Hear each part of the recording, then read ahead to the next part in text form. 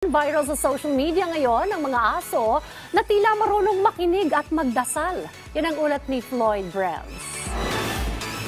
Trending ang bidyong ito ng mga fur babies habang masinsinang kinakausap ng kanilang fur parent na si Kai. Kitang-kita ang tila seryosong pakikinig ng mga fur babies sa kanilang fur mom habang sinasandok ang kanilang pagkain. Mahigpit ang bilin ng kanilang fur mom. Donnie, magpe-pray na daw si Donnie ha, at saka si Lala. Nataimtim namang sinunod ng mga puppies.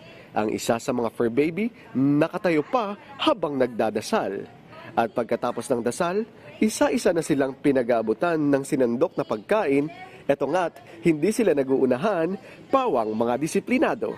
Sa isa pang video, parang tao rin ang mga fur babies na nagkakatampuhan at nagbabangayan. Siyempre pa, to the rescue ang kanilang fur parent na si Kai.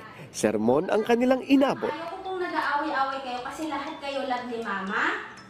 Ha? Di ba ayaw nyo nagagalit si Mama? Ayaw nyo natatakot si Mama? O ba't Kaya naman, para maibsan ang pagkadismaya ni Kai, isa-isang nagbigay ng matamis na halik ang mga fur babies. Kailangan ko mag-sorry ka na kay Mama. Lalan? Halika na Mulan, mag-sorry ka na din kay Mama. Hanggang ngayon, trending pa rin ang kanilang video na umabot na sa higit million views and counting.